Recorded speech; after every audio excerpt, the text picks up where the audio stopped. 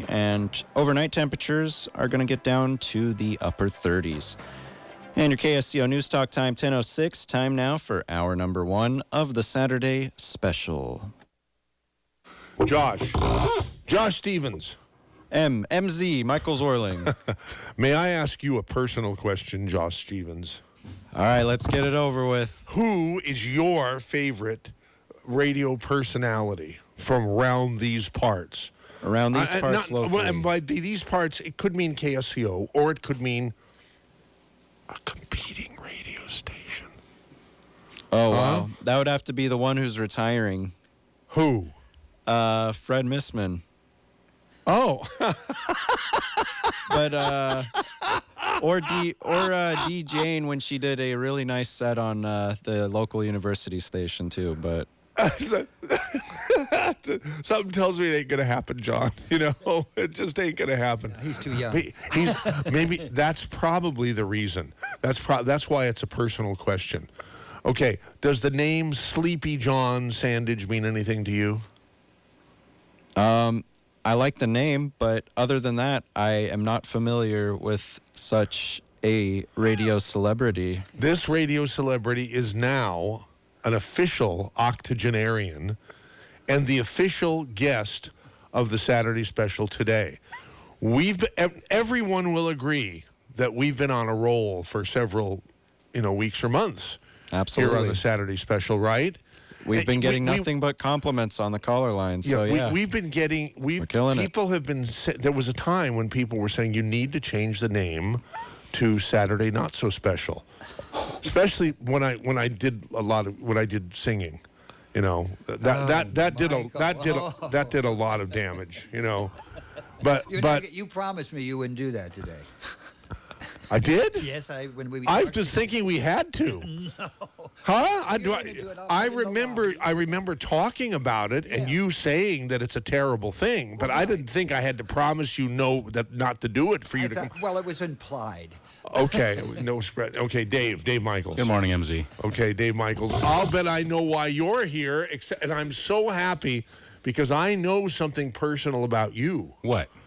That you interrupted a family camping trip out of loyalty to the KSCO listeners and customers of the Dave Cave. And you're here when you could be enjoying life somewhere in camping and freezing your nads off. You could look at it that way, MZ, or you could look at it as I just needed a break from the kids, being locked in a cabin with them, and I decided, hey, you know what? Work doesn't sound so bad. Okay, good. Especially when you're doing such good for so many people. Oh, I love it. Making them feel so good. This has been. I mean, I've seen an awful lot of. I'm not kidding around. I've seen an awful lot of personal growth in you, and I think it has everything to do with your becoming, the long trusted and looked forward to host, pilot in command of Flight 1080. In conjunction with being the pilot in command of the Dave Cave. Well, MZ, thank you for saying that. This Friday, or was it Thursday? It was Thursday. That was my last day working in the Dave Cave this week. I heard so much good feedback about Arthrodex. I could not believe it. And, of course, us and the radio station. But some of the stories I heard Thursday in particular about Arthrodex were amazing. People who didn't believe in longevity, both of them had started taking Arthrodex because they had heard the commercials. After it worked good for their dogs, they started taking the Tangy Tangerine, and they became fans of both.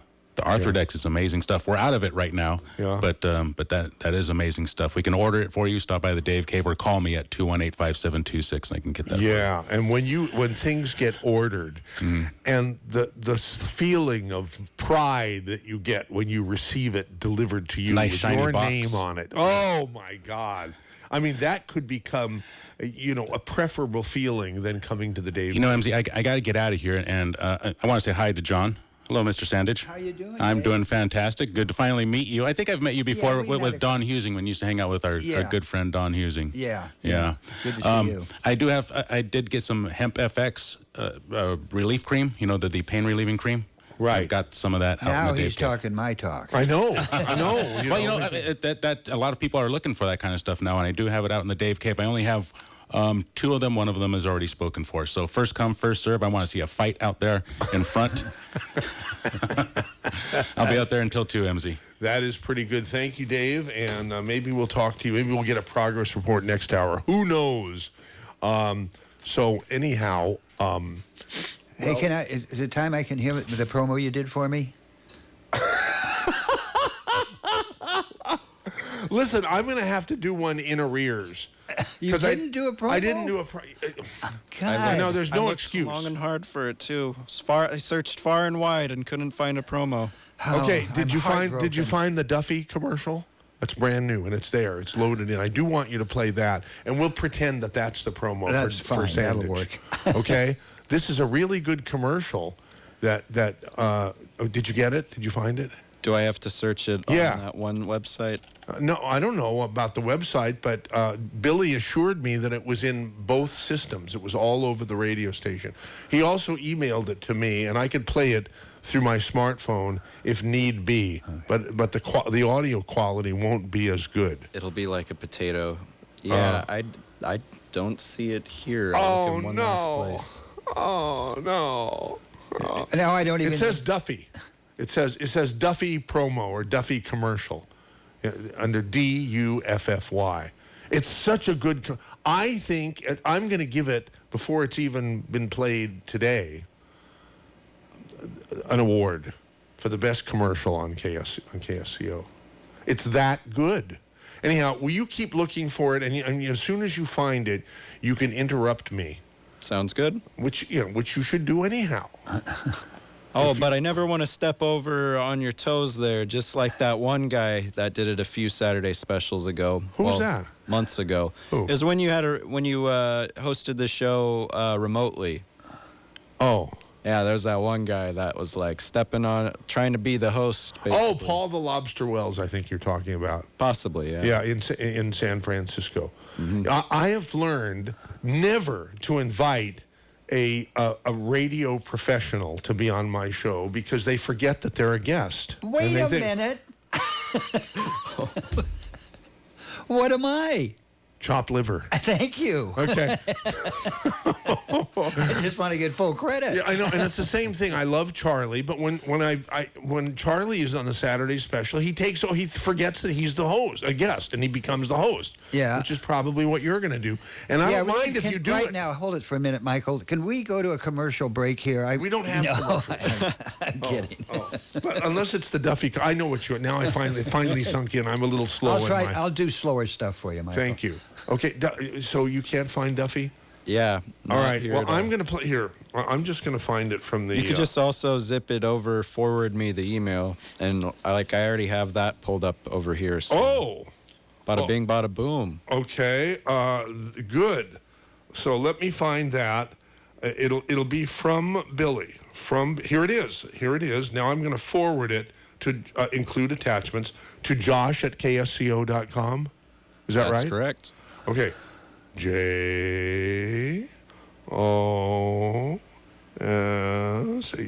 is pretty slow. Josh Stevens. Okay, here. Duffy Spot. Okay, now you're going to get it. It's going to show up. Let me know as soon as you have it and you're ready to go. In the meantime, I will do a live promo of Sleepy. No, well, here's what we really need to do. Here's what we need to do. We need to just start the program. But it's only a quarter after. We need to start the program officially. 3, 2, 1. Good morning. A brighter day is here. Good morning. May we bring you cheer. We've got time, we've got tunes, we've got time, tunes, and temperature. Get up and go, it's today, you know, on KSCO Radio. Good morning, everybody. Good morning. This is MZ welcoming you to hour number 1 of the KSCO Saturday Special.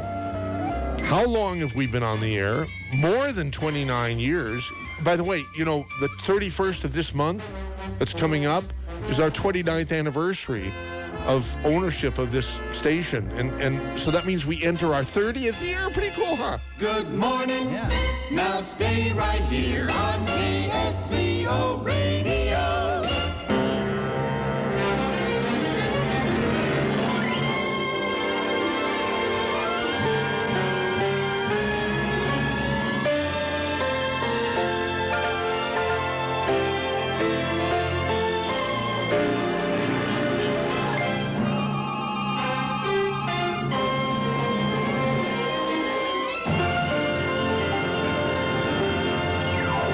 May not be a promo, but it is our special fanfare music intro. Understand. That was and great. You definitely deserve that. I mean, you're definitely, no problem there at all. And for the promo, I guess it's a live promo, but I should do that after Josh because it looks like you got it all queued up. It came through in the email. It sure did. Okay, are you ready? 3, 2, 1. Listen to this great commercial. Hi, my name's Duffy, and my specialty is land clearing, particularly clearing land of poison oak. Because unlike most people, I don't get poison oak. But I do get it out of your life. And effectively, efficiently, and reasonably, thank you. I do all the work myself, and you are only paying me, not an army of lazy do-nothings. I work by the job, not by the hour. And you'll be pleased with my work because I have high standards, and I take pride in my work. I also know how to maximize output and quality of fruits, vegetables, flowers, and anything that grows in the soil. I'm very good at what I do, and you deserve to know about me. Call me and leave a voicemail, 831-222-0158. That's 831-222-0158. Oh, yeah, almost forgot. I'm proud of Trump, the best president we ever had.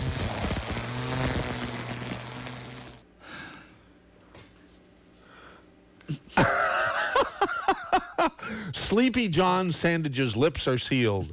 That's his way of saying he better not say anything. It's cool. He pleads the fifth. What kind of, have you ever heard an ad on KSCO where the maker of the ad, got political at the end and said he loves the president? Never. I mean, this is a first on KSCO. It's probably a first anywhere in the country. We do a lot of firsts here at KSCO. Yeah, and that may be the last. To sort of look at it that way. Okay, Sleepy John Sandige. You are the original. You are the original morning show host. Right. Of Good Morning Monterey Bay. And Rosemary was the producer. Right. And the window cleaner. Right. Back in 1991, right? Wasn't that when? And probably, I remember April, but the year has eluded me. Well, that's April 1991.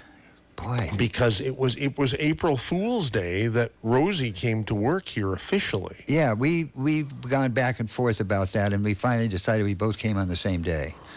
Right. But although Rosie unofficially, when my poor brother Lou and I were trying to, when we were first riding this bucking Bronco. Right. It had no advertising on it. Not too much different from today. You gotta give credit to being consistent. Yes. Consistency. And so when we were trying to get control of the radio station, there was no morning show. There had been a morning show of psychics. Oh, I remember them. Yeah, Yes, the yes, psychics people used to call in to hear from the psychics about what was going to happen in their lives. Yes, I remember. And we actually had them as guests a couple of times on the morning show, too. Really? Yeah, after they left, they came back and did that.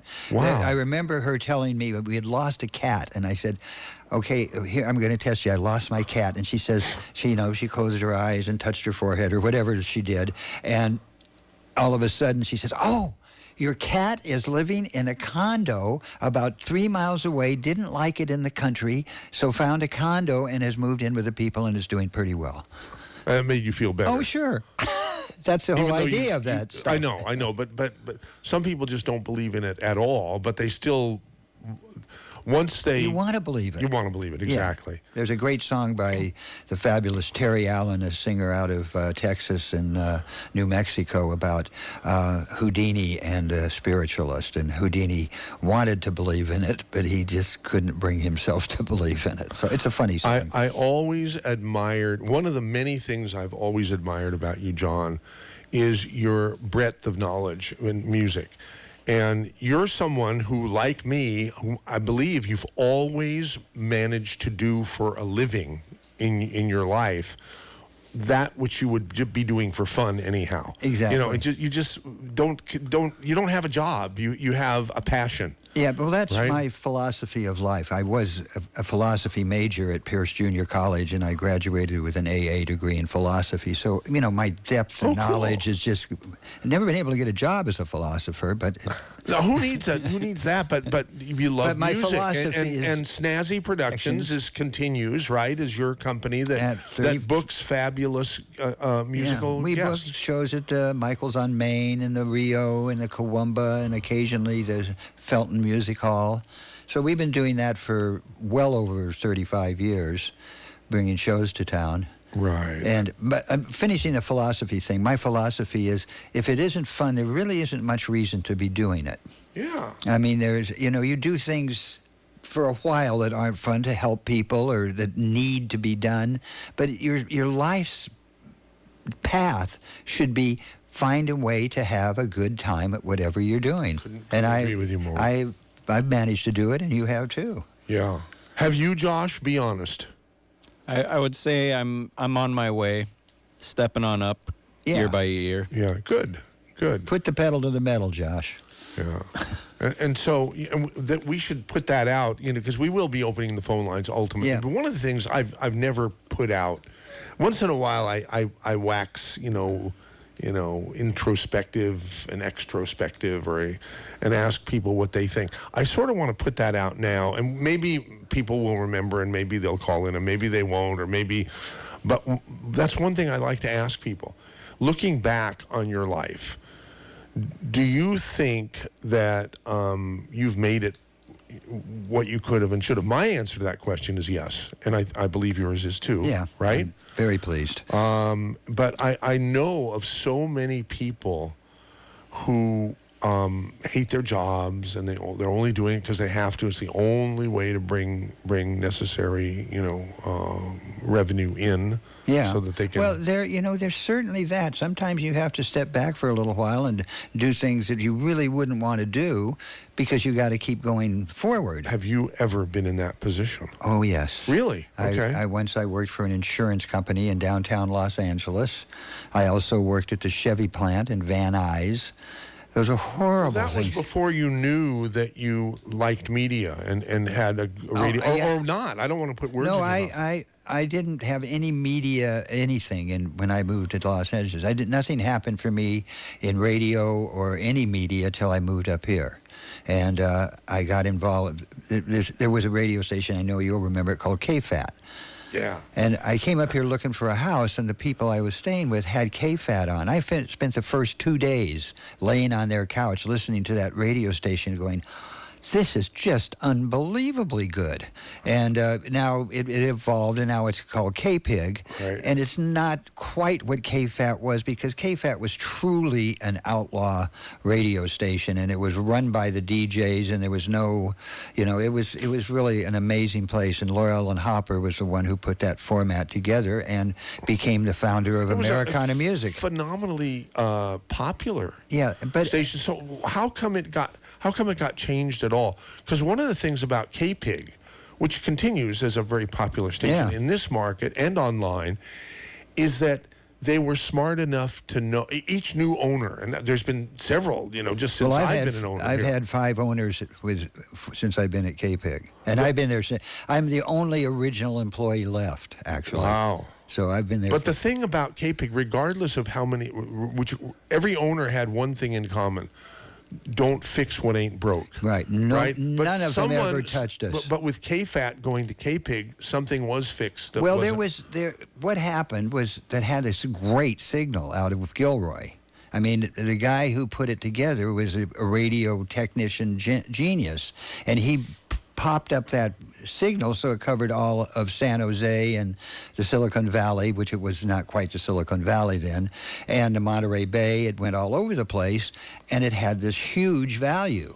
And it was a tough format to sell. Nobody had ever heard anything like, so we had a tough time selling, or they did. I wasn't a part of that station, but they had a tough time selling spots. Oh. And so the huge amount of money was offered for it. They did a little tweaking to keep as much of the format as they could, but make it commercial. Well, what happened is first it went to become a station called K-Hip out in Hollister. After K-Fat, then all of the DJs got together and found this signal out there, and we called it K-Hip, and did the same format. And that lasted about 2 years. I didn't even know that. Wow. Well, it was a short-lived thing. We broadcast out of a trailer for a while. We broadcast out of the cellar of a old hospital for a while. It was a really down-home kind of everybody working hard to make it work. And it was popular, but it didn't have the strong enough signal. So at one point, the owner of the signal, somebody had offered him more money, and he said, "You guys get out of here." And it was actually the guy who told us to get out of here is now the general manager at KAZU, Mick Benedict. You know him? Oh, yeah, sure. Yeah, Mick is a good guy. He was the guy who fired us all out there. And, so anyway, we went on. You've gotten fired plenty of times here, and yet we still respect and are amused by each other, right? I talk to Mick every now and then still. Anyway, then a couple of years later, Laura Ellen and her backer started K-Pig, and they hired me to be their merchandise person. So when we had that sounds like it's not an on-air position. It wasn't, but I'll tell you the interesting story of how through lots of going to school and practice and learning how I managed to become a full-time DJ on K-Pig. I was a merchandise guy. They had a meeting. Laura Ellen said, "Okay, we've got everybody. You're going to do mornings. You're doing midday. You're doing this." And I, of course, was not doing anything. But they had no midnight guy. So I said, "Can I do midnight to 2?" And begrudgingly, she said, "Well, okay. You can't hurt too much there." And so the first weekend, the Saturday afternoon guy is caught on the porch smoking a joint. And the landlord wanted him fired. He couldn't be there. So that's how I got on the air and about a year later, the midday person left, and I became midday at K-Pig for 15, 20 years. But you were a little more discreet than the previous guy in your stonerism. Yeah, oh yeah. But, you know, of all things to get fired from... one with another. Firing somebody at K-Pig for smoking a joint, I mean, they could have cleaned the whole place out. Exactly. Yeah, I mean, but at any rate, that's how I got my break into radio. And here, too, with you, before... I can't remember how it all went, but I worked here for... 3 years is doing the morning show with Don, the great Don Husing, and the very fine, amusing, and perfect foil for me, Dick Little. We had a great time here in the mornings, and we were very popular, as you remember. We had very good ratings, and it went. And I thank you for that opportunity because I got to learn that part of radio instead of just spinning records, how to host and how to be on the radio. Well, I'm remembering, the first 2 or 3 months of 1991 and getting our feet wet. I started to tell the story about my brother Lou and I, who was helping. He was a medical doctor who took like a 6-month sabbatical from being a doctor to help me get this place up and running because there was no billing on it at all. It had a great, heritage call letters, KSCO, and a great signal all over like a third of California in the daytime. Have you tell people what KSCO stands for? Keeping Senior Citizens Occupied. That's a good one, too. Oh, you didn't know that? No. What did you think it was? Santa Cruz's own. Right, okay. That's true. That is the one. It also used to... But I like the new one better. Yeah, that's what I always thought it was when I was in high school. That's what people told me it meant. Keeping senior citizens occupied. No, but I talked to Vernon Berlin, Mr. Berlin, who was the founding partner. Remember him? And he told me that even before it meant Santa Cruz's own, which you're right, it was his idea when he the call letters had to be, some sort of deal had to be struck with the Oroville police, because they had the call letters, and it was State Cops Oroville, and they somehow released it, to Radio Santa Cruz, where the same SCO could become, what you said, Santa Cruz's own.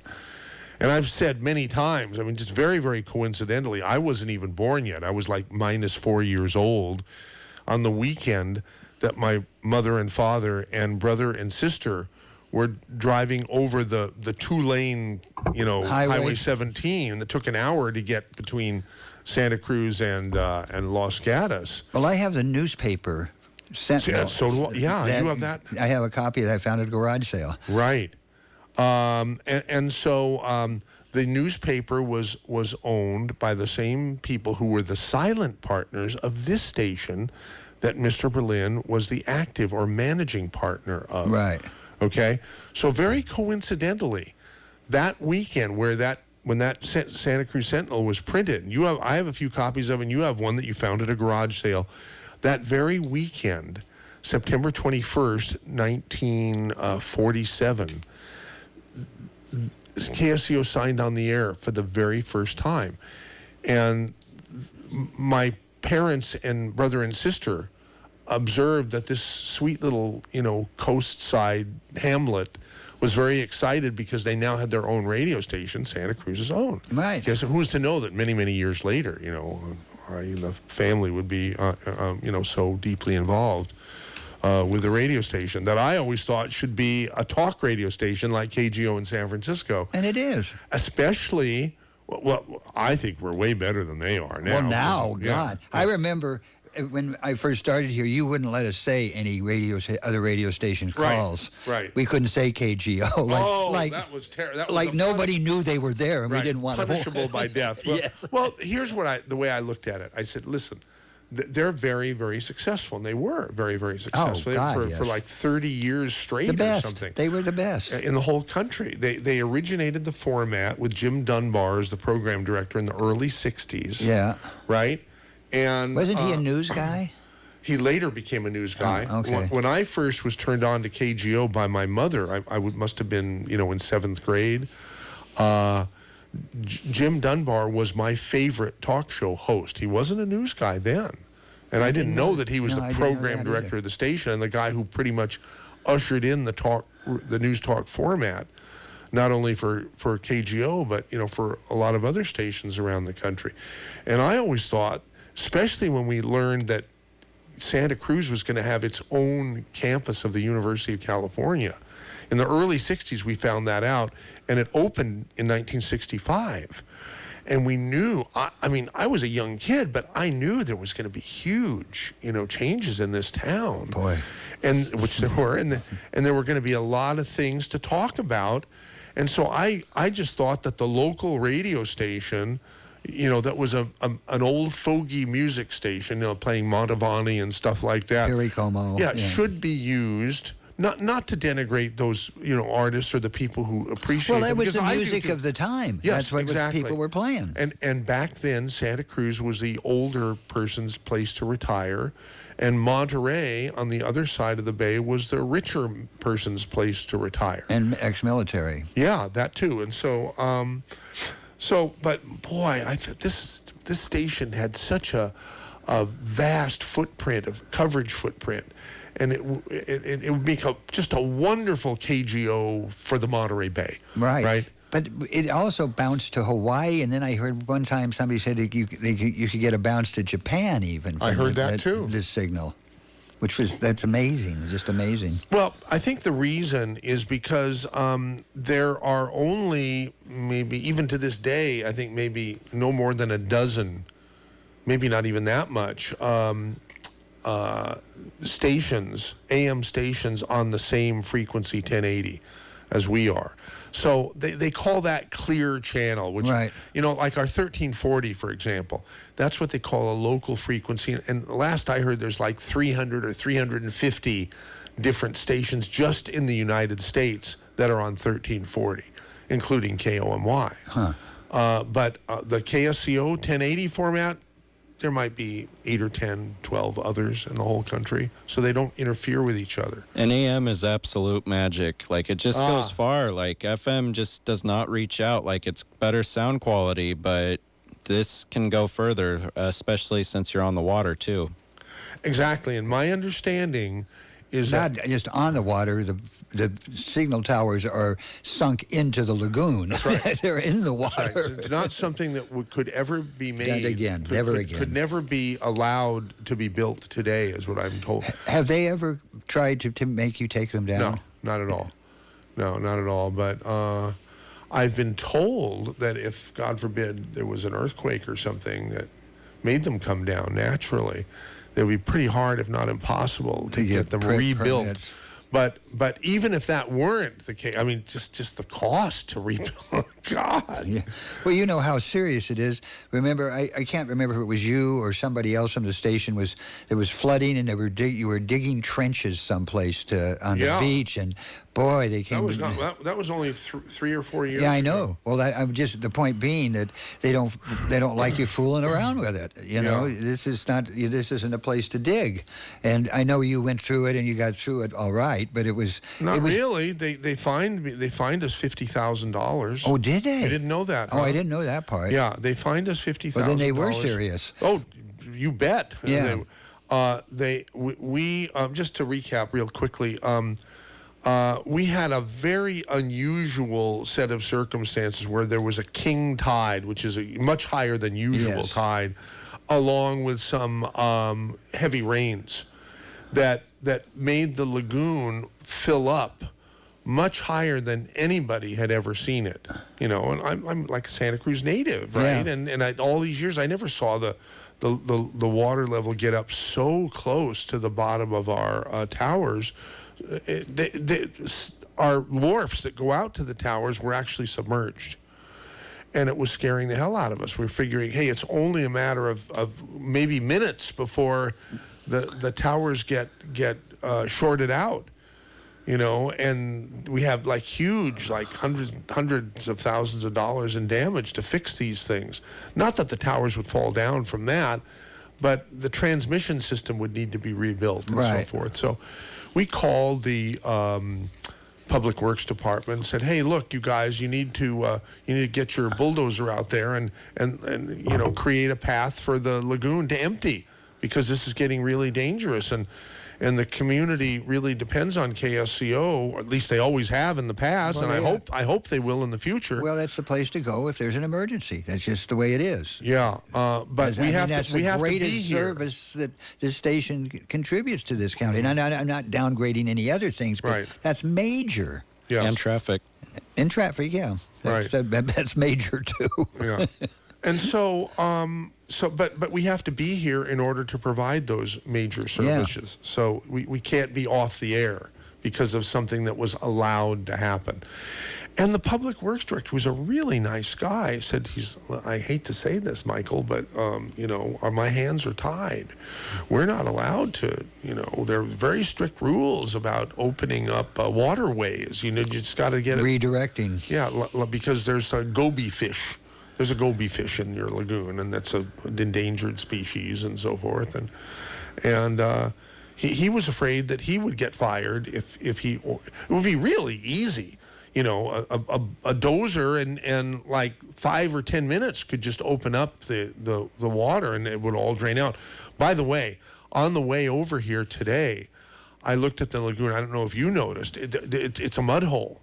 Because the recent storm, you know, from a few days ago, built up so much pressure from Rodeo Creek up above that it blew everything out. And there's no lagoon now. It's just a mud hole at the moment. It'll fill up again. Of course, exactly. But that's why I couldn't understand why all hell would come down on me or the other people, because I was I was talking on the Saturday special how, hey, look, guys, I know you like the radio station, I like this show, but don't be surprised if any minute now we disappear, and this is going to be the reason, because we're not allowed to open up the channel. And even the public works director told me, oh, no, can't do that. I mean, they could do it, but they... Yeah, no, and I'm sure if you look down, there's a good reason why you don't want to make waterways go a different way than they're supposed to be going. I mean, because this is a personal thing for you, and it's for the community too, but this is your property, and this is your business, and you were going to be taken out, so you had to do what benefited you the most. And so we were talking about it on the Saturday special, just like we are right now, except it's not a danger right now. That's the only difference between then and now. But people called in, they said, hey, we'll come and help you with shovels. And people did. They came down with shovels. But somebody turned you in too, didn't they? Yes, a woman who I said, what's your name? And she says, a concerned citizen. wouldn't tell us our name. I said, well, let me get this. You know who I am, because I tell you. I don't hide that from anybody. But you're not going to tell me who you are. Just a concerned citizen. And so, yeah, we were turned in by the concerned citizen. And that's something that's always bugged me. Though you and I differ politically on many fronts, when it comes to property rights, I think we're two peas in a pod, John. Yeah, I mean, I think I've we had are. to do things, that might not follow the law correctly. I live on a creek. Yeah. And I've had to get into the creek during rainstorms with a wetsuit and a rope tied around me with a chainsaw clearing out wood. Yeah, without asking the permission that you were required to ask. Yeah. Well, bleep that, right? Yeah. It just this is. You can't. You have to look after your own at some point. I mean, you lose everything. Yeah. And I understand why you did it, and I understand why there are rules not to do it, because everybody would be redirecting everything. Yeah. We were able to negotiate that $50,000 fine down to several thousand, but it was still significantly, and I wasn't going to pay any of it out of principle. Yeah. Because would you have gone to jail? Yeah, I wasn't going to pay any of it. I decided that what I would do, if it was reasonable enough, if I could swallow it, was if I could make a donation to a nonprofit in lieu of sending the fine to the county government, which I think would just squander it anyhow. And that's what we ended up doing. First they said, no, you can't do that. And I said, well, I guess we're going to court then. And then they called back and said, well, on second thought, if you want to make a donation to a nonprofit in that amount, in the amount of, the reduced fine. That's a good idea. It's good for everybody. And that's what we did. So it ended up okay. I felt good. Everybody saved face. Yeah. Yeah. So, but still, you're not gonna find me trying to open up the lagoon that's going to short out our transmission, because I guess that'll just be the destiny for the radio station. Well, if it's meant to it be. will. If as the tides are riding with the climate change, sooner or later you're going to be underwater. I mean, you're right on the shore. You're one of the first victims. You're right.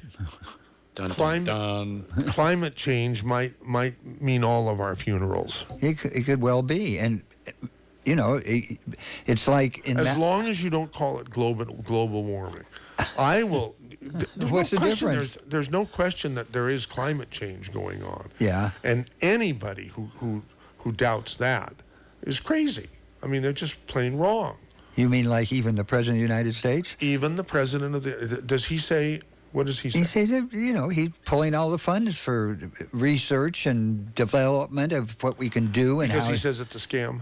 Well, he'd rather have coal mines. We've heard about him opening up all the coal mines and opening up gas production here instead of using the money to find other ways to get energy. Right, and instead of using the money to keep us behind under the thumb of people who hate us, of governments who hate us, we have to be energy dependent and we on are. Others. We still are. We don't need anybody. Iran, we have plenty of gas here. We don't need coal. We have to find other ways. Coal is what's the major problem. Australia, see what's going on there. And they're one of the biggest coal mining countries in the world. I'm not a proponent of going back to coal. Right. You know, but people are, including our president. And I'm trying not to say your president. Well, he is my president. It's okay if you say your president, because I love the guy. I think he came just in time, right before the country went down the toilet. Well, I've got some questions. I knew you did, and I would like to spend some time before the show's over today and ask you a few questions of why, because I don't understand why people support him. And I know a lot do, but there's a lot more that don't. Of course, you know, he lost by 3 million votes in my book, and that's a true number. He lost the popular vote. The only vote in the country that's not one man, one vote. I got to tell you, you know, when I first learned in grade school about the electoral college system, and was actually told that it's possible for a president to be elected who didn't get the popular vote, but who got the electoral college. Happened a couple of times now. Oh, for sure, in our lifetime. Yeah, absolutely. And I was just appalled to hear that could even be possible. But I always thought that it would go the other way. It actually went my way both times. Yeah. That it happened in my lifetime. And I know that a lot of people who would think, well, that's great, but it's not, you know, if Americans are supposed to be fair. And it's not a fair way to vote. There is something. Well, why did the founding fathers? Do you think other things that the founding fathers did were good and well thought out, but not the electoral college? Well, that is one of the biggest flaws. And a lot of things, times have changed from 200 plus years ago. Why? Okay, do you know why the electoral college was put? Okay, explain it to me, because I think I have a hazy. Well, it has to do with giving power to states with smaller populations. Or not reducing their power to nothing. Yeah. And I don't quite understand the thinking there, because we all live in this country. We all are voting for the same thing. And is your zip code now, in the modern days, is the zip code determine if whether your vote counts or not? Our votes in California don't count. They really don't count. All of California can vote. Everybody could vote for one guy, and it wouldn't change what happens in a smaller state that's and it has a smaller population. So we're giving more power to smaller states. And this is what we need to do. We need to have a Saturday special about the electoral system. I can't believe we haven't had that. Yay, electoral college, yay or nay? Yeah, you say nay, and I don't know what I say. You know, I say nay because I'm inclined to say yay because it's gone my way both times. And that's why we'll have such a terrible job to change it, because why would anybody give that up? And now we've signaled to people to give us a call. Well, we're getting one anyhow. Yeah. So well, we haven't asked for any. And by the way, it's Sleepy John Sandige, who's my guest today. Great to be here, Michael. It's been a long time since we've had a chance to sit down and talk. And the last time was with me in the interviewee chair at KSCO. Yeah, when I was doing right, because you had me on at least once or twice up there. Twice, as I remember. And Charlie Friedman and other. Charlie was a pretty regular guest of mine up there because, and you also, I wanted different opinions. It's easy in this town to get the lefts. Yeah. But I want to hear from the other people, and I want them to be able to be challenged. Yeah. You know, I wasn't challenged very much. I don't recall. I was surprised that both of those visits with you on the air. Well, Charlie certainly was. And now Charlie is a brilliant guy, and he's hard to have a disagreement with him because he remembers every damn thing that happened. He'll say something. He'll say, well, if you'll remember, in 1946, the congressman from Illinois voted twice on one. You know, he remembers everything. But he's a brilliant guy. I love Charlie, and I'd like to have him up there. And he would come up on a pretty regular basis. And what's his name? Imagine. Alan. Dave Allen? No. He still fills in here, and he for whom? He's a regular fill-in on your station. He's been forever, and he has 3 names. He calls himself 3 names, same name. Bob, or what is his name? God. Vernon. Sorry, Vernon. Oh, God. Yeah, you're the one who gave him that name. I know. How could you forget it? Jeez. 80, Michael. I'm 80. He's 80 years old. That's it. You brought it up. I was going to. He's a real, true, honest-to-God octogenarian who's totally with it. You're not any less with it than when I first met you in your early 50s, Well, I've been very fortunate, I have to say. So. Wow. It's from all that dope smoking, probably. Well, I take some pride in that. I went to jail for marijuana. You did? In my youth. Wow. I spent 6 months in L.A. County Jail for marijuana.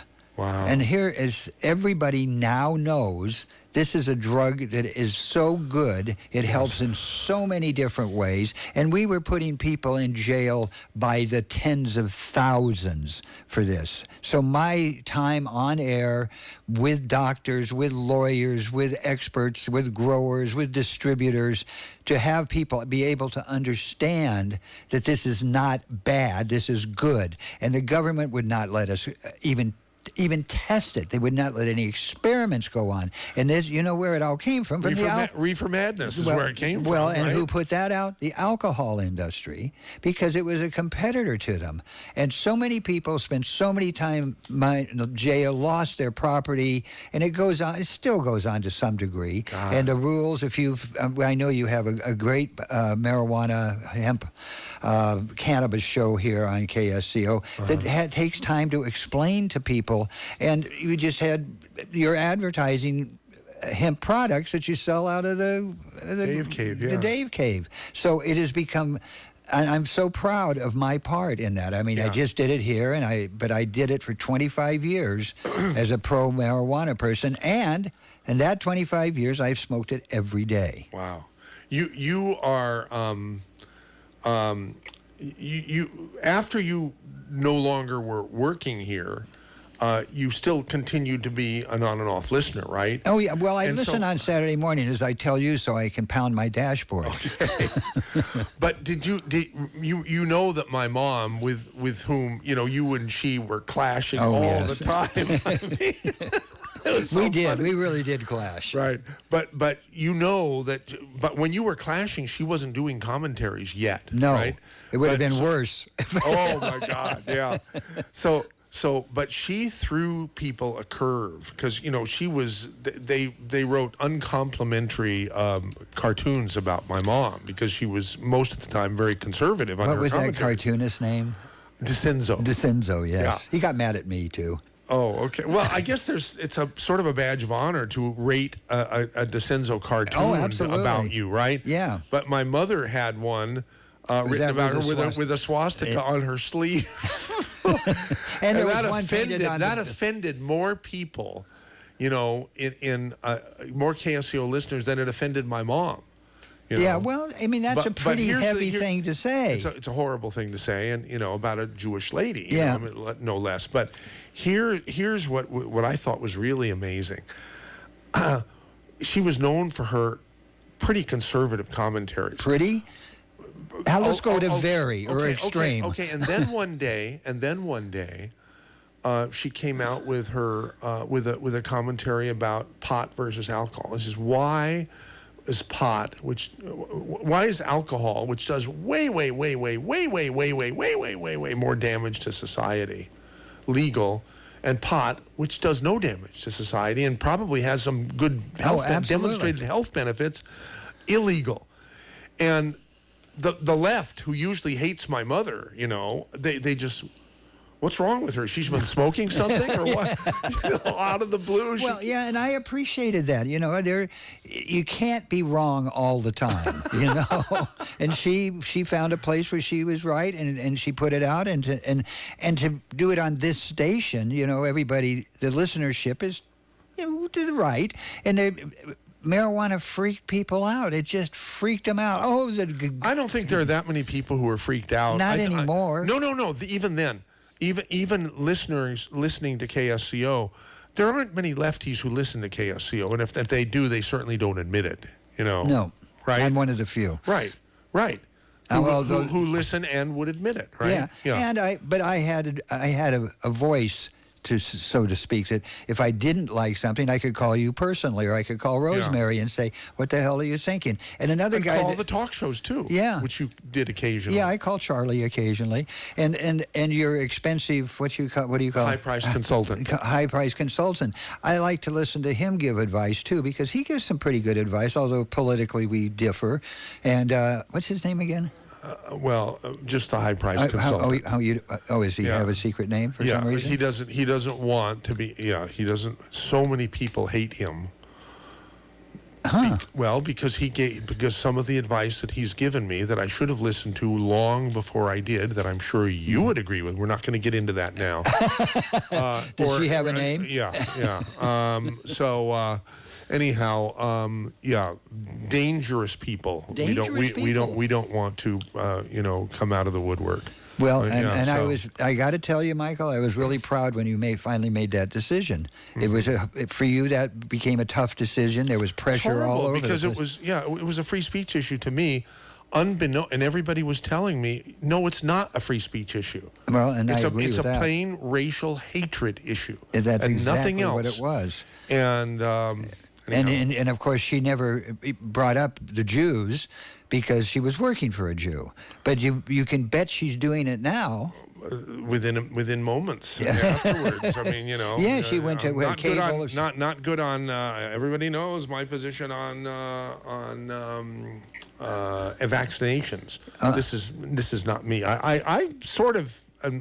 I'm totally in favor of free parental decision, not forced vaccination. So I agree with you to a point, till that vaccination, not having that vaccination, endangers other people. Yeah. And especially kids. Well, how can it endanger other people? Because if it then the vaccination doesn't work in the first place. If a kid, the people who are getting vaccinated are fine. They're not going to be spreading to the kids who don't get vaccinated. Well, but and the kids who don't get vaccinated, because they're not vaccinated, they're spreading. They don't have to worry about spreading to the vaccinated because they're vaccinated. Yeah. I learned this from George Norrie, who's very, very, very, who's very logical. Well, that certainly is logical, but if you have unvaccinated people getting the disease, they're going to be spreading it to other people who haven't been vaccinated. Okay. And if that's another fabulous Saturday special that we have to do. So you've done those, haven't you? Remember when I went down to county building when they all met on the steps and went up to Bill Monning's office and pounded on the door. Well, that wasn't a Saturday special. We were just covering a news event then. Oh, I know. Yeah. Everybody was. Brad Kava was there because he was working for a paper, and all sorts of people looking to see who was doing this. And I know that'll get those lights to light up again too, but vaccination are medically proven to work. There is some kind of thing that goes around, and it seems to be the same, like climate change has been proven to be true. Yeah, and chemtrails have been proven not to be chemtrails. They're contrails. But the smartest man in the world before he moved to heaven, Dr. Bill Wattenberg, used to have no pay. He made quick work of the chemtrails people. Right. Well, and I had a special show on that up at KZSC with a professor from up there who was doing studies on clouds and what people were talking about. And we had brought in a person here in town who was the head of the chemtrails crowd. And I got a call from a woman, and I won't put her name out, but you know her. She screamed that that guy is a liar, not the professor. He's lying to you. He's lying. It gets so crazy that nobody wants to listen to facts. Once you've made up your mind, most people stay there. They don't want to change their mind. Do we got a break? Oh, yeah. We have a break coming up. Rory in Watsonville, questions about Electoral College, and Daddy Bird about Les Crane. Those are the only calls we have. Please stay on the line, guys. We'll open up the lines toward the very beginning of the next hour. The guest is Sleepy John Sandige. My mother, would say, why would anybody want to listen to a radio personality whose name is Sleepy anything? And she made a lot of sense. Sleepy really John Estes, you ever heard of him? No, but anyhow. Anyhow, it's KSCO. Today we're expecting a high of 58, and tonight a low of 38, and mostly cloudy skies. And your news, KSCO News Talk Time, 11:06. Time. Well, but that's Guys. why the Electoral College. I'm sorry. No, that's why the Electoral College makes so much sense, because ideally, John, yes, one person, one vote sounds great. It sounds great, but you know darn well that the left coast, which is where the majority of people live, is heavily left. They will never vote Republican. Shouldn't the majority have a choice? No, it should be representative, because the left coast doesn't think like the Midwest does. But the left coast and the right coast would dictate how the rest of the country lives, and that seems right to you. Yeah. Okay. Well, I can't argue with you there, but I would tell you that if you're really interested in fairer representation of the people and how they live, because the Mideast is a lot of a tribal mentality. So is the United States. The southern section of the United States doesn't think like the western part, right? I use the word tribal. Yeah, no, I understand. And for a fair representation, for those guys to get a fair shake, the Electoral College is essential. Absolutely essential. So that means that we could apply that to states. So we should have that same kind of, like by county here. So I would be happy with that. So the Central Valley would have the same. Yeah. So then one man, one vote, we should do it for everything. Not do it for anything, because that's not fair. I think ideally it sounds great, but it wouldn't be fair. No. I would be more for a county by county thing. So 3 million more people voted for Clinton than they did for Trump, and so that's fair. On the West Coast, 3 million people is nothing. We sneeze at that. That's nothing. Is it, John? I think 3 million people count. Okay, yeah. Okay, I'll tell you what. You send 3 million people out of California and see how much would change. Not much. Not much, but that's right. 3 million people. And to have an election judged by those 3 million is no. Because those 3 million and then some all live on the West Coast, and I love the West Coast. I live here. I keep all my stuff here. So doesn't that make you smart? What? Nothing makes me smart. Nothing makes me smart. I'm just born with stock equipment. That's it. They just came out of the factory like that. That's all it is, just stock equipment. Well, I know we can go on, but I know you have products to sell. No. It's great because he'll do way better with you than I will. I do. You'll back me into the corner. You won't back him into the corner. I like to stay away from politics, especially because I just want to tell people, MZ, that I got an email today, which was kind of upsetting. They keep hearing about the Dave Cave and the products they want being available at the Dave Cave. No one ever tells them where the Dave Cave is. We're at 2300 Portola Drive, KSCO Studios. Come by, check us out. I'm at the Dave Cave, and I'm here every Saturday from 10 a.m. till 2 p.m., 2300 Portola Drive. The Dave Cave is open every Saturday from 10 a.m. till 2 p.m. I also got a call from Sharon down at the Bay Briar Shop. She says she has plenty of Arthrodex. I don't have any.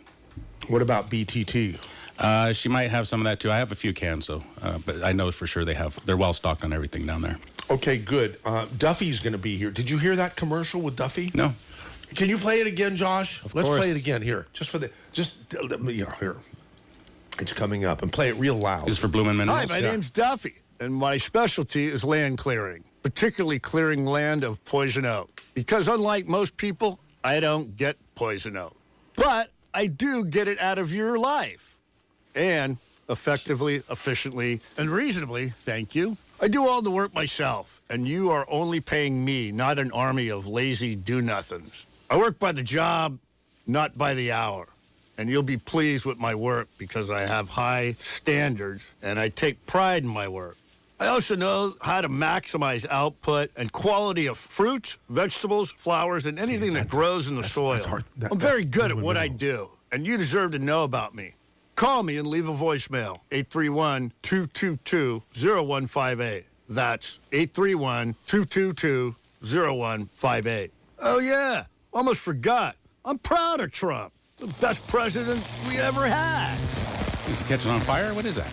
Attacked by bees? No, that's the weed. The weed eater. I get it. Yeah. I get it. I thought it was God going after him. That's great. So anyhow, he's going to be there, and my plan is for Duffy, because he's had more experience using Bloomin' Minerals than any human I know. Right. And he just raves about it. And I think I see him becoming the poster boy for Bloomin' Minerals. All right, so while you guys He'll have be just there, too. a couple more bites of hot dog to finish, Yeah. let me just tell people that Bloomin' Minerals is another product that we have out there, as well as Hemp FX, BTT, all that stuff. Stop by the Dave Cave every Saturday from 10 a.m. till 2 p.m. Yeah. See you guys. Yeah. Thank you, Dave. Thank you, John. Thank you, Thank MZ. you, Dave. Remember, one man, one vote. Okay, I'll remember that. Remember, Trump is the best president we ever had. Okay, and I'm going to ask you those questions now then. Oh, God, Dave, you be wanna sure take- to come back. No, back, Dave. I'm so, not now, but We're going to take a couple of calls for first, later. Yeah. Because I'm not brave enough to handle your questions. I They're mean, my questions. Dave is a wonderful. He No, that's ask me fine. the questions, and then I'll look at Dave, and he'll answer Okay, you. that's fine. Okay, That's fine. So, all right. So, what do we do now? We have some callers from last hour. No, we have to open hour Oh, of number 2. course. What kind of a radio man are you? Oh, hello, darling. I hate to hang up on you, but I'm sorry, baby, but I have to go. It's time for that wonderful record show. I'd love to visit, but you'll have to call back. KSCO has the inside track.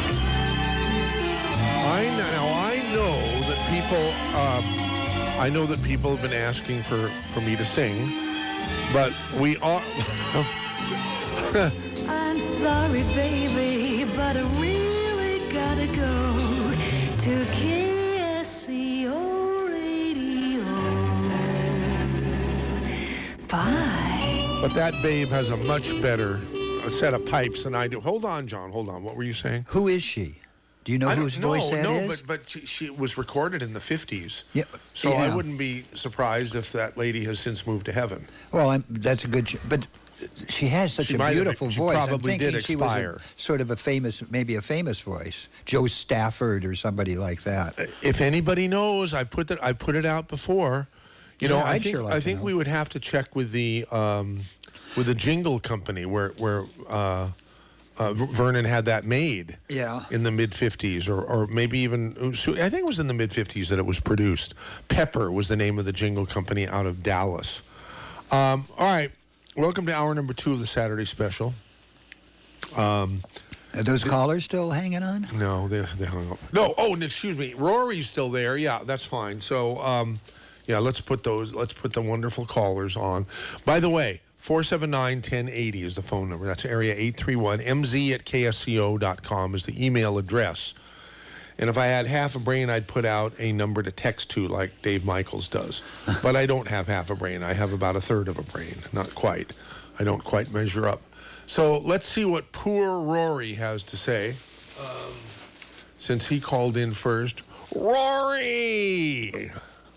Gentlemen, Hi, Rory. belated Happy New Year. Belated Happy New Year. Thank you. And John. Yes. Go round and round. Yeah, that one man, one vote. What they don't tell you is one time.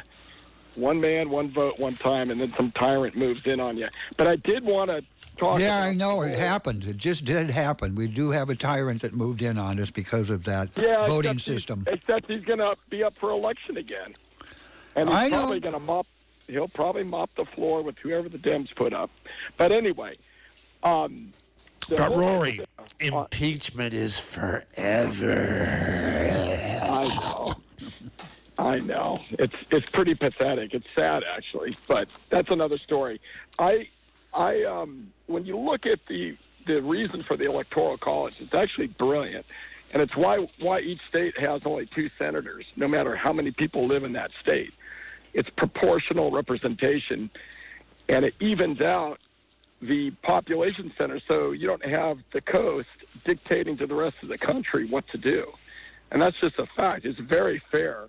And it'll never go away because it would take a constitutional amendment which requires 3/4 of the states to sign off on it. And 3/4 of the states like Wyoming, Vermont, all these smaller states, they're never going to sign off on it and lose political influence.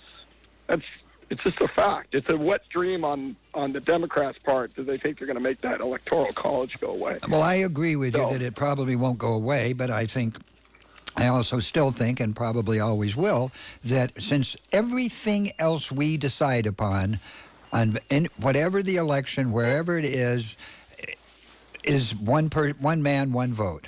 It's not one man, no vote. Because I live here, and because of my zip code, my vote really doesn't count. And I don't think that's right. No, we all live in the same country. We all should have the exact same rights, and we don't. John, they elected Obama for the American people elected Obama for 2 terms. Of course your vote counts. And of course, yeah. So and I don't want to hear it. Obama was an electoral college vote. Uh-huh. He just managed to get around that particular bump in the road. Hillary didn't do it. Either did the people running against the Bushes. We've had it happen 2 or 3 times in my lifetime that the popular vote didn't count. And I mean, if you don't think you move to California, you lose your right to vote for the president. And I think that's just like, BS. John, it's the greatest analogy to help people understand. It's like a football game. One team can have more yardage on the field and lose the game. So that's exactly what is going on here. The Electoral College spreads out your vote for the totality of the vote so that the concentrated populations in whatever state doesn't dictate to the rest of the people. Okay, and it was pretty close. We're talking 2 million votes. 3 million, please, 3 million. No. Yes, 2, yes, John, 3 million. Just go Google it. It's an easy number to find. It's 3 million. Well, whatever. It's okay. It's just another way you guys like to change things by making it a little less than it really actually is. I will look it up. But the point is, there's a lot of illegal voting going on in California.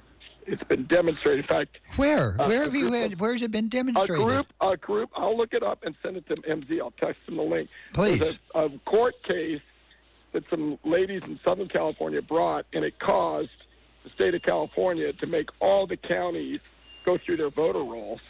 It's occurring right now, and it's making. That's why you probably got a notice in the mail from the registrar of voters saying, "Do you live here?" Da da da da. If you do, you don't have to respond, but if you don't, and so on and so forth. They're forcing the registrars to go through the voter rolls to make sure they're current. That seems fair to me. Out-of-date voters. Yeah, me too. And if it means a Democrat wins the White House, so be it. I'm all for fairness. So. Well, then you shouldn't be for the Electoral College. If you're for fairness, that just takes away people's votes because where they decide to live. That's not right. Should we get rid of each state having 2 senators? I don't care about that so much. John. I think that's okay. John, but the congressmen we can have on population, we get more congressmen. Why should Wyoming, that only has 1.5 million people, 3 maybe, if that, why should they have 2 senators? And why should the senators vote count as much as the senators from California? By the way, the same question. Yes. Hold that, Rory. Hold that thought, please. By the way, John, I'm up for a bet. I'm up for a bet right now, okay? I've made this bet a number of times, and I always win. Well, then I'm not betting with you. sometimes, I think you might be willing to bet, because I don't think you agree with this at all.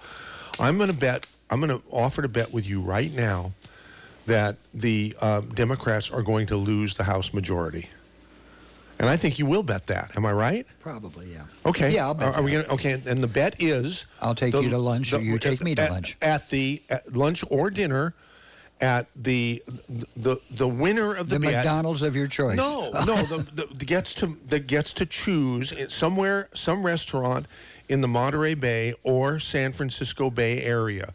And I chose Chez Panisse, of course. And so, and I probably would with you. And of course, you can, if you win the bet, you'll choose I will expect you to choose the most expensive restaurant you can think of, and you will be my guest for lunch or dinner.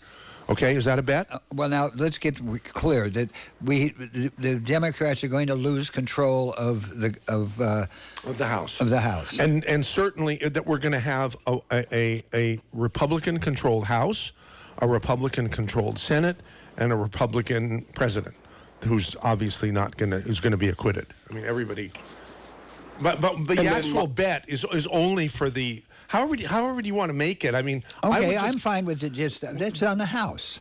Yeah, just on the house. Just right. on the house. You willing to make that bet? Yeah. Okay, that's it.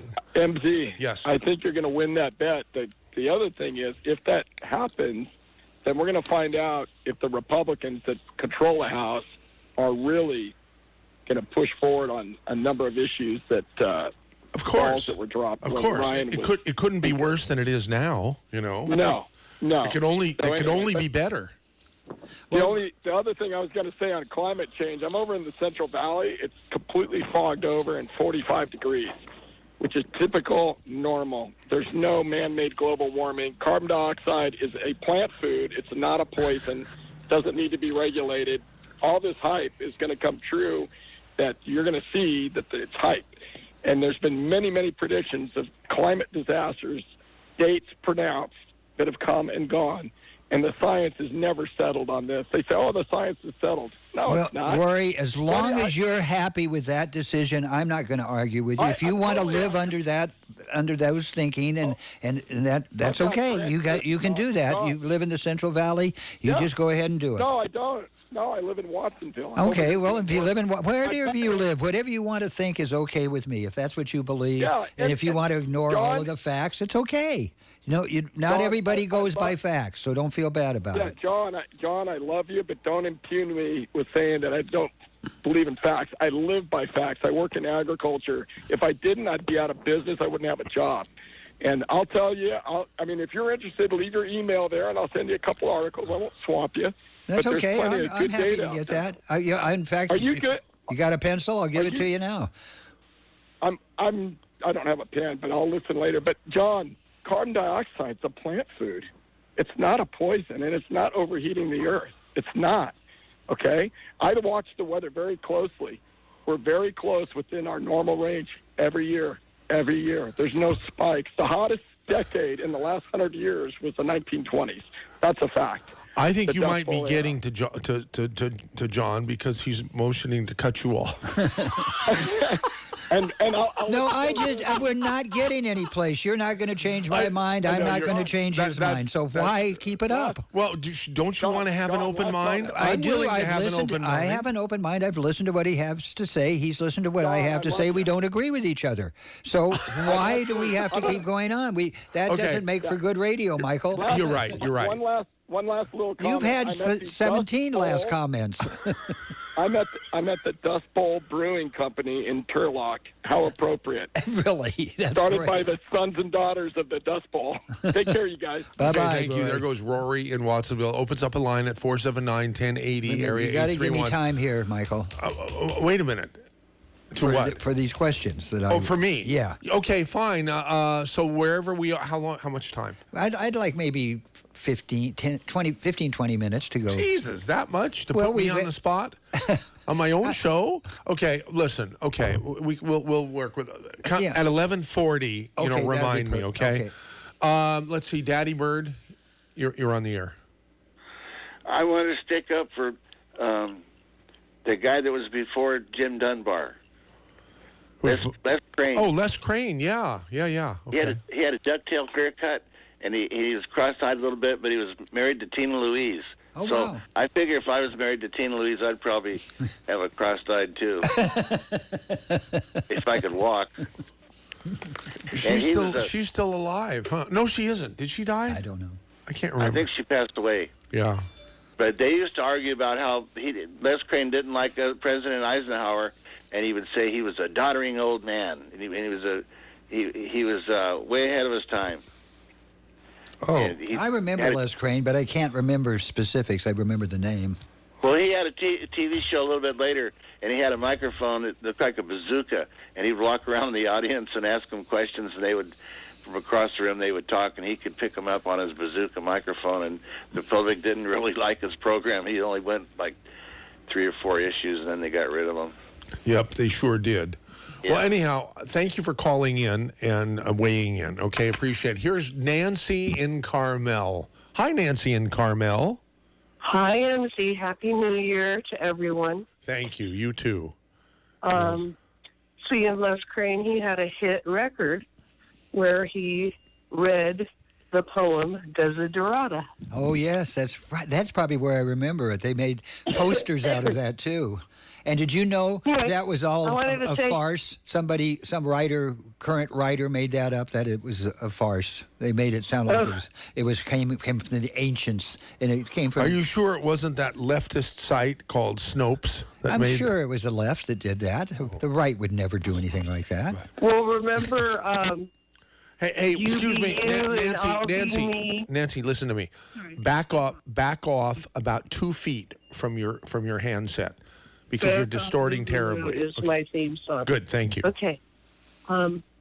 Remember, I'll be me and you be you, and it'll be a beautiful thing, or whatever. Yeah. But anyway, all the old familiar places is where I'll be meeting you.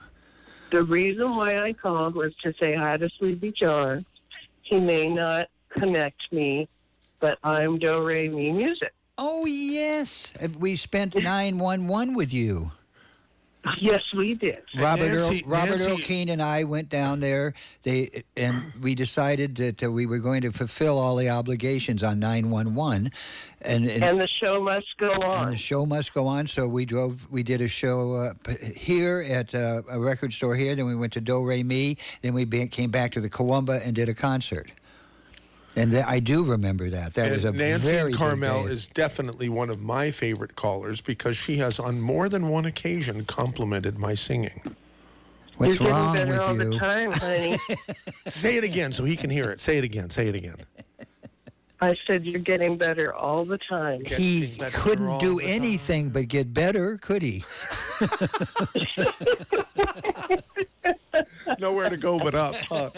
I'm told that I'm like A- for Cat Stevens and Louis Armstrong, a couple of them. Louis Armstrong? I don't think you're that good yet. You don't think I'm A-? No. For those two. For Cat Stevens, Father and Son, and for Wonderful World by Satchmo. You're A++ in heart and soul and getting my emotions going. That is a great answer. You're very effective. That's a good answer. And you heard me sing both of those songs that I keep getting complimented on. Nothing else. And you are quite good on that, although there's always room for improvement. I say, okay, great. Yeah. And how long have you been a diplomat, Nancy?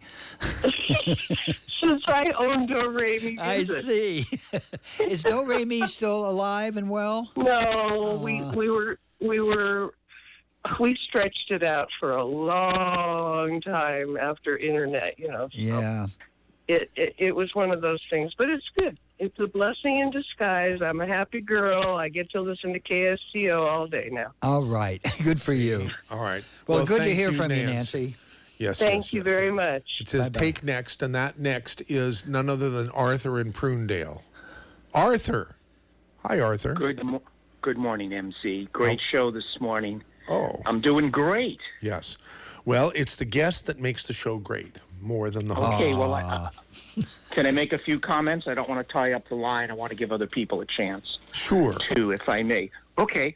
I was raised a Democrat in a long line of Democrat ancestors who told me that the Democrats were the party of the working class. And since most of my most of my predecessors were working class people, naturally I grew up and was brainwashed into being a Democrat, believing that the Republicans were the enemy because they were the party of the rich business people. And since we're working class, we need to be Democrats.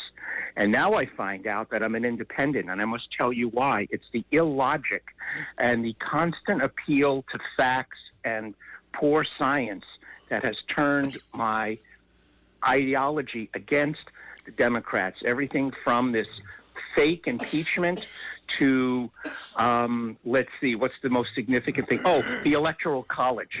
You realize that if the Founding Fathers had not made that deal and put that in, let's call it not only the Constitution, but a contract, we might not even have a United States of America.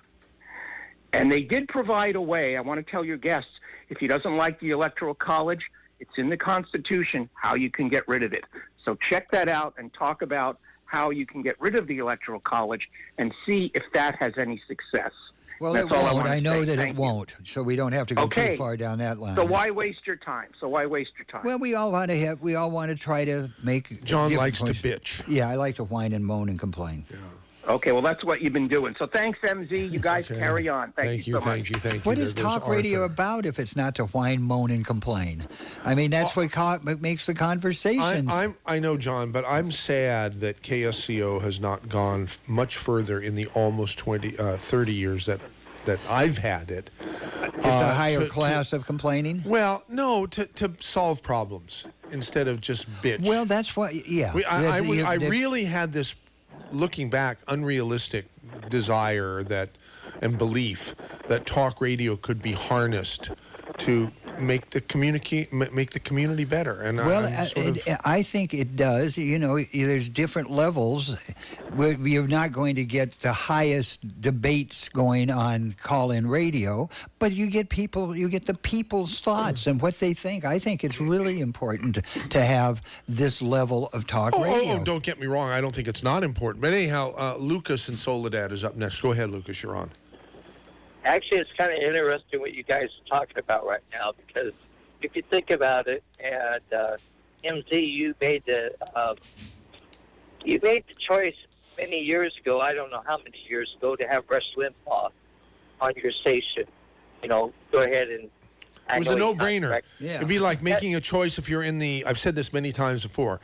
If you're in the fast food business, it would be like making a choice to have a McDonald's franchise. You know, if you're in, there's nothing better than Rush if you're in the commercial talk radio business. End of story. Right. Yeah, I have to agree with that. The guy is entertaining, and he has huge listeners, and that's what part of what radio is about, to have a listenership so you can support the radio station, and Rush brings that.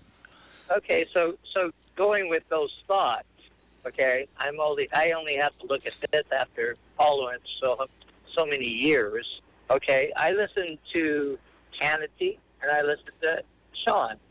To Rush. There's one reason, because they actually stepped up to the plate. They were willing to put their actual name out there and said, I make a commitment. I will go Republican. What I'm hearing right now is you're trying to reach somebody back and forth, and that ain't going to work, because it never has worked. I mean, over 20 years I've been listening to this, and the people who actually said, you know what, there is either a Republican Party or there's a Democrat Party, and I am going to literally stand up for what I feel is right. And I think that, I know that's why Hannity and Rush Limbaugh has been so successful, and some of these other talk hosts that I've heard for many, many years, where they kind of go back and forth, just like what your guest is doing right today, okay, and I'm not putting you down. I don't want you to think that. I'm just saying people they're going to have to stand up on radio for what is right, and those people are always going to win, as far as I'm concerned. And that's what MZ has done. I mean, he has said ever since Trump was elected, I believe in this guy. Why? Because Trump believes in the people. He's going to do what's right for the people. So I'll leave it with that, guys. I know you have other people. All right? All right. We sure do. Okay, thank you. Yeah, and Bob in Carmel sends an email. Your guest is a typical liberal. Here, we're gonna drop. All right. That's our audio condom in action. Oh, I see. We have a 7-second delay or something. So, anyhow, your guest is a typical liberal. Regarding the brilliance of the Electoral College, in 2016, metropolitan areas of 1 million or more people went 56% Clinton and 46% Trump. Trump won the majorities in all other metro areas. That is why Hillary won the popular vote. I do not want the big liberal Democratic-controlled cities loaded with illegal immigrants who vote deciding who the president will be. Do you? And if he's asking me, no, Bob and Carmel, I don't either. How about you? Yes, Bob. Sleepy John Yes, Sandage? Bob and Carmel. You do want the people living. I want everybody to have an equal vote. That's what I want. But I don't care where they live. I think everybody vote should count the same as everybody else's, and that's not what we're doing. That's very clear from your discussion with Dave Michaels earlier and me. But I do want you to answer. Just forget about that for a minute. Bob and Carmel says, I do not want the big liberal Democratic-controlled cities loaded with illegal immigrants who vote, deciding who the president will be. Do you? Just forget about everything else you said. Just answer that question. First of all, I have to say about the illegal immigrants, I don't know what he means there. What do they have to do with this? They can't vote. So they're not in the conversation. So what do you mean they're loaded? Have you been out in Indiana or Illinois or Kansas and seen all of the Mexican workers and people from other countries who are workers in those states? They're there too. I don't know what you think, that everybody goes to New York City or Los Angeles. They don't. They go all over the country. Do you believe that illegals don't vote? I think if they do, there's a very minor amount. I can't say none of them, but I don't think they really count in. It's too difficult. Okay. It's too difficult. Yeah, I respectfully disagree with that. Well, how do you think they get to vote illegally? They just register and go in and vote? Yeah, Nobody checks anything? That's right. Well, that's right. They do check. Yeah. Have you registered to vote? Sure. They don't look at your IDs and check you out? They just say, okay, buddy, sign up? Okay, I'm willing to consider that maybe what I'm thinking is not entirely correct. But I do believe that many people who vote, particularly in large cities where there are Barack Obama community organizer type efforts going on in big ways, right? that those people do, and even the. So what you're saying is organizers in poorer parts of the country, what they're doing is going out and teaching people how to vote illegally? Yes, that's one of the things I'm saying. Yes, okay. Absolutely. I totally believe that. Okay, because we got 2 minutes to my... Oh, God. Okay, then let's take our next caller, which will be Colonel Terry, who's calling with some reality. Thank you. Well, listen, I want to agree with Sleepy John. He's a smart guy like I am. He's not swayed to the extreme right nor the extreme left. And, John, my approach is I'm in the smart wing. Would you agree, sir? Well, I don't know you, Terry, except what I've heard here, but you seem to have a pretty good mind. Well, thank you, as do you. And MC will validate my good mind. What I think you are more than anything is your fair thinking. Very well said, yes. And I've seen an interesting perspective. I have worked in White Houses. I have worked with the Congress, and there I worked in my houses that are white, Terry. Worked with my youthful idealism with Ralph Nader, speaking of trying to do the best for the country, and I push reality recognition on MZ's programs. Reality about both the Democrats and the Republicans are stupid about different things. They're corrupted about different things. And the big picture is our human species has overpopulated and overpolluted this planet. And that's the origin of global climate change. And lastly, Trump's economy is built on trillions of dollars of debt that future generations of Americans will be saddled with just so we could have increased prosperity. And lastly, Trump's tax deductions, 85% go to people who don't need them. Thank There's you, Terry. my point. I think I agree with you on all of that, and I appreciate having somebody step up. John, I want to thank you, Colonel Terry. Let's cut off the callers now, but if they're on hold, let's take them, and we'll go through them real quick. There's 3, so it's okay. We won't let them stay on very long. Here, Jim and Monterey about the Electoral College, real quick, because John wants to grill me. Hey, listen, I'll be real quick. The Electoral College, I'll give you one good reason we need the Electoral College, because there's at least 65 million people out there that would have elected Hillary Clinton as president. And, well, the big deal is foreign interference with our elections. Let's remember Charlie Tree. Do you remember Charlie Tree? Google Charlie Tree. Sleepy? Never heard of him. Why don't you tell us real quick? Or, well, maybe not. Maybe we should go on to the next caller. We can't. He's gone. Okay. He left. Okay, the next caller is Lou in Aptos about California and electoral. Hey, how are you guys? Good, Lou. We're in a hurry, so make your point, please. Okay, very good. I think you were thinking, Michael, about vote harvesting. The California legislature, I think, made that legal again. I think we're the only state that has it. That's where I think you're thinking about all these other votes that are coming in that may not be legit. On another note, California, we have not had a change in our representation since 1862. We have the same size legislature since 1862. We were 400,000 people when there were 40 million. Think about it, okay? You can control a legislature like that. That means that we have no electoral college in California, so the population centers do control the state.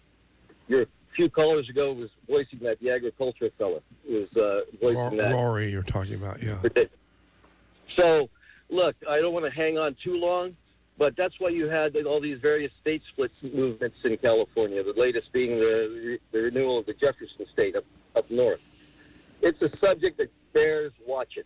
That's all I got to say. Thanks very much. Thank you, Lou in Aptos. And now, the other person left.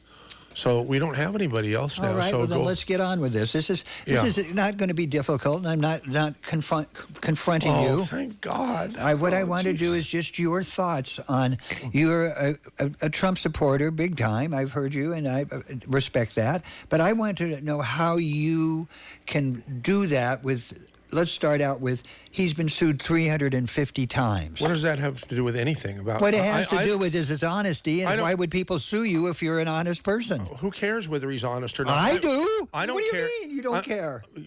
We're not arguing here. I'm trying to answer the question. Okay, go ahead. Sorry. I was a Trump supporter during the election too. I was very happy that he got elected. Now, every day that passes, I become more of a Trump supporter. Why? Because a lot of people say, I was just talking to a good friend of mine this morning who he didn't give me permission to say, and he didn't say it was confidential either, but he thinks Trump is a horrible, horrible, horrible, horrible person. But he says he's the best president and he's exactly what we need. So all of these people who say, how can you like Trump when he's been sued and when he doesn't pay people, who work for him and stuff like that. It's honesty. Well, I don't have to like him as a person, but I'm looking as the president, as a leader of this country. He's been great, John. Even you have to admit that. No, I don't. What has he been great at? Where did he lead us? At making us energy independent. Okay, at bringing companies that were fleeing, bringing in more coal mines.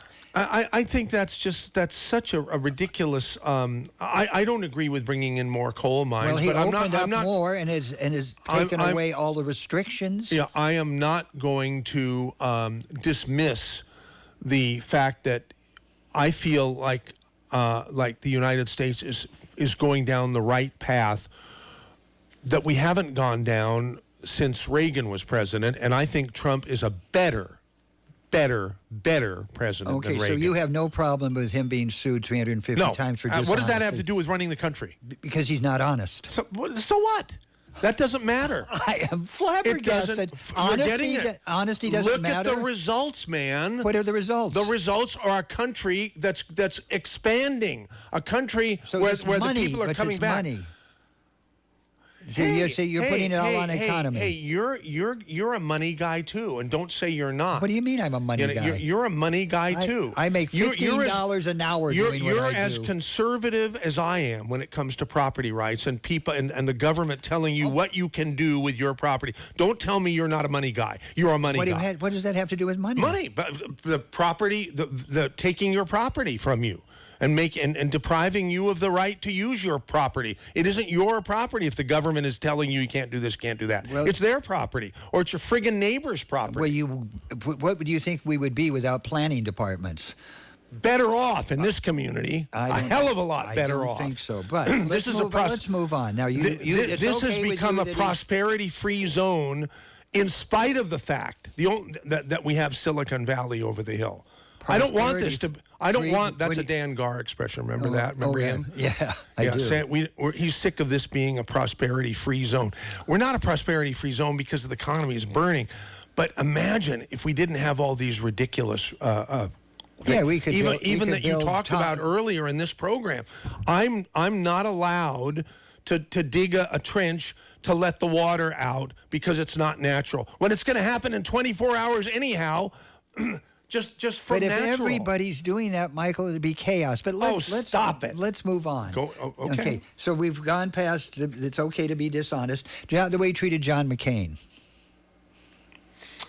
And what he said about him. It was a pretty classless way to treat. But I don't think John McCain is the great hero that everybody else thinks he is either. So I'm sorry, I just don't. Does that make me bad? I guess it does in your eyes. Well, I think the guy did a great job as a military man. He was put into the most horrible place you could be. What's the most horrible thing, I think, correct me if I'm wrong, that Trump said about McCain is I like people who didn't get captured. Yeah, he was shot down, so right.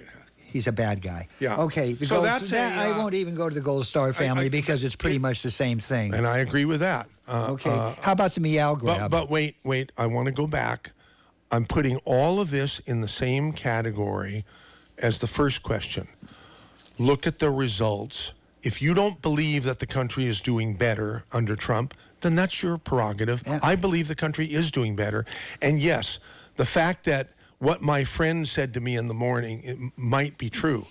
I'm totally amused. And I don't know about you, but when I laugh, I feel better. And I've never gotten more laughs in my life than watching Trump be Trump. I think it's fantastic.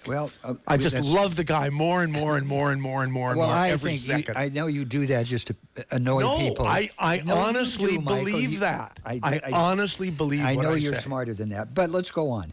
How about the meow grab? The what? The meow grab, where he was telling the guy that it's okay to grab women by the genitals. Meow, okay. Okay, funny Trump stuff. He wasn't lying like the other guy. I did not have sex with that woman, Miss Lewinsky. He was lying. Trump doesn't lie. He says ridiculous. He says outrageous lies things that have been. You can. What has he lied about? Everything. Everything. He lies about everything. Everything. When he opens his mouth, you can't trust what he's saying. You know that. You can't trust what he's saying. Do you have Trump derangement syndrome? Oh, I do. Oh, okay. Absolutely. At least you cop to it. Admit it. Okay, that's good. Can you call him a decent man?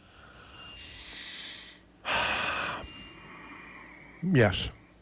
Sort of decent like Duarte, one of the bully over in the Philippines?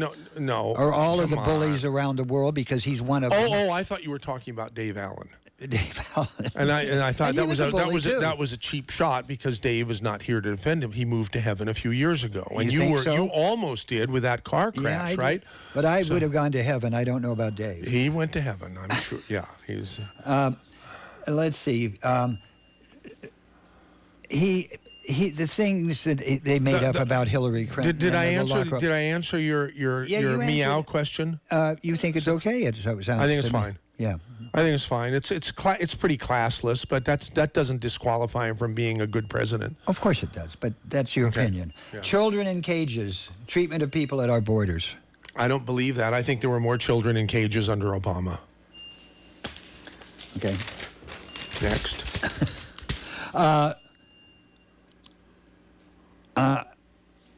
This is somebody's quote that I just wrote it down because I sort of liked it. There's no bottom, no limit, and no shame to his evil ways. And you don't have to respond to that. I just like that quote.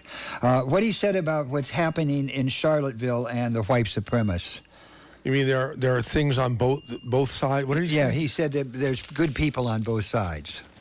Yeah, if you think white supremacists are good people. I think that was a mistake. I don't think there are good people on this. I don't think white supremacy or Nazis have good people. I think they're evil people. I agree. So I think that was a gaffe on the president's part. Certainly was. Absolutely, positively. But again, that doesn't disqualify him from being the greatest president of all time. You can be supportive of the white supremacists and not be a great president, I guess. Calling himself the chosen one and the great unmatched wisdom he has. That's sort of like Rush and his ego thing. I'm sure I haven't heard him say that, but I'm sure that's true. It's something he would say. Yeah. So what's wrong with that? What's wrong with that? Yeah. Well, I would imagine... It's confidence, you know? What's wrong with having confidence, being a confident leader? What's wrong with that? Well, I see what you're saying, but I somehow find him trying to compare himself to a deity of some sort. So that's not good. Sean, that's not good for a leader. You have a sense of humor. I know you do. You have at least an equal, if not better, sense of humor than I do. You honestly do. And I say this, honestly and admiringly. Don't you find that amusing? I'm sorry, I don't. You're right, I have the syndrome. And let's see, here in last, he says, no deaths, no injuries in those bombings. Maybe you've heard that soundbite where he said, how many deaths there were when they bombed the Air Force the base over in Iran? Just very recently, yeah. Yeah, and he said none. There were no injuries, and the crowd cheers. And then he says, and there were no injuries. You know how many injuries there were? There were none, and the crowd cheers. Well, it turns out that was not true. This is at a rally, I guess, yes. Right? Okay. And there were 11 injuries, and there are people flown to hospitals out of the country because they had such bad injuries. So that's the lie. I'm telling you, they just lies for no apparent reason. We had 11 injuries. That's awfully low. The reason is to make himself look good. Well, of course it is, and that's not the way. It's like in baseball, the thing with Houston stealing the signal. You don't win if you cheat. And he's lying. That's cheating. You don't win. That's not a win. I wouldn't call that cheating. Of course it's cheating when you tell them to give the facts. I would call that a little grandstanding. Well, he's not giving the facts. He has the... Why do you lie to the people? He lies, and 15,000 lies in 3 years. 5,000 lies a year. You guys are so anal. Why don't you just look at the big picture? Because I want an honest person leading me. I do not want liars.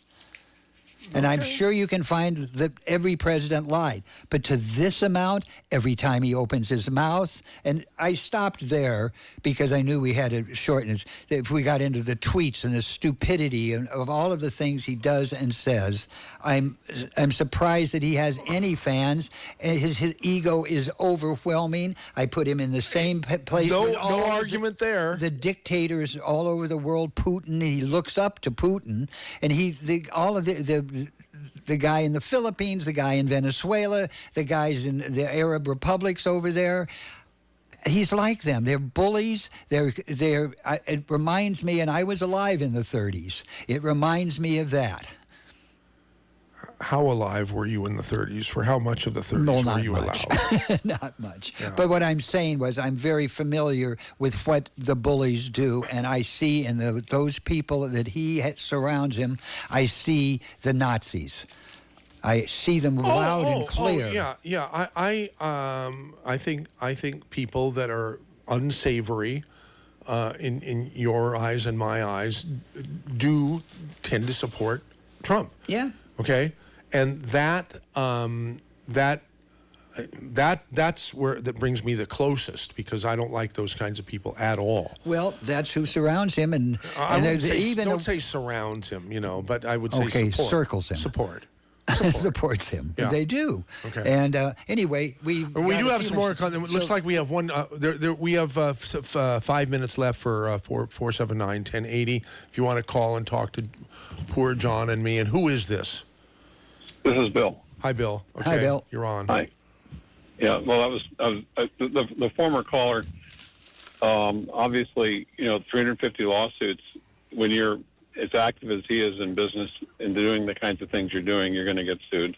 Yeah, it wasn't the former caller who said that. It was John. No, that was me that said that. And 350 that was times me. seems... Okay, me. That seems... Okay, so that seems excessive to me. But the reality is that it always comes down to who's your alternative. it's gonna be a binary choice again. So, it's like, okay, so who's the Democratic candidate going to be? Do you think, do you know who that's going to be, or do you have one that you're rooting for? Well, you would think that you would be looking for an alternative as much as you hate Trump. I am. So who's your alternative? I haven't just chosen give us one an yet. alternative. Give Mike a choice. Who's your choice? I don't really have one. I guess if I had Hillary was the choice. It was my choice. Hillary was the choice, and I think that a lot of people didn't trust Hillary. You know, Michael, I interviewed Hillary Clinton here in Santa Cruz when I was working for you. And I found her to be one of the most honest, straightforward people. And I said to her, and I said it in the tape that we played here, that I would much rather have you be running for president than Bill. Well, at least you are honest and you. But when you talk about was that? Excuse me. Yes. Bill. John, was that when she was here for Adam's funeral? The guy who got killed No, she was here when Bill was first running. The first time he ran for president in the campaign. I see. And we walked out on West Cliff. Ah, okay. Anyhow, so John, do you think Bill Clinton raped women? Did you think he did that? I think he did. Well, do you? I don't know. There were so many that popped up. I mean, there's a lot of accusers. There's a lot of data. Why do we compare things? He's asked me why I like Trump and these various things, and I've answered his question. None of that matters to me. What matters to me is that I think the country is. I'm proud of the country again instead of ashamed of the country.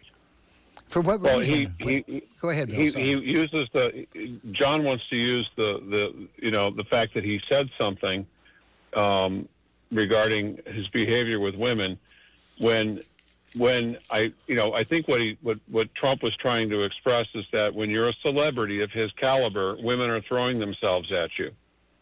I really believe that's the case. Okay. Well, now, obviously, these women that Clinton bit the lip of weren't throwing themselves at Bill Clinton. Okay. Well, how do you know that? Hillary, how can you say? Let me finish. You can't just say stuff and make it up. That's Trump. You just made that up. You just made that up. Well, I mean, Juanita Broderick says that, and she's been saying that for years. Who? But Hillary called them trailer trash. Okay, wait a second. Bill, I got to read this email from Larry O'Neill. I just got to. It's so good. Anyhow, thanks for calling. And we're almost out of time. I know. So. Okay, Larry, regarding your friend guest that you have on today, as usual, these guys misstate what President Trump said about the pussy statement. President Trump did not say that he had grabbed them by the meow. When he said, what he said was, they will let you grab them by I used to manage properties in Hollywood, and believe me, many of them will let you grab them by and did I hear this guy call the Electoral College the Electoral College? You did a good job to straighten this guy out. And if he talks about Trump being sued or bologna, suits or bankruptcies, tell him to look at just about any other billionaire out there, and he will find that Trump has filed bankruptcy less than most of them. That's good. That's good. That gets some points. In today's world, bankruptcy, sadly, is just another legal business maneuver. Oh, and Colonel Terry is not the most intelligent man in Santa Cruz by a long shot. He doesn't live in Santa Cruz. Oh. Monterey or Carmel. No. He's in Carmel, isn't he? No, he's in Santa Cruz. Oh, I thought he was Carmel. Or maybe Capitola. I think I should have edited this, but again, good show, Michael. It's too close to the end of the show to edit, but not too long, thankfully, to have read. John, we got to do this more often. I really enjoy. I've always had fun with you. And thank you, Michael. This has been fun, and it's been enlightening for me. And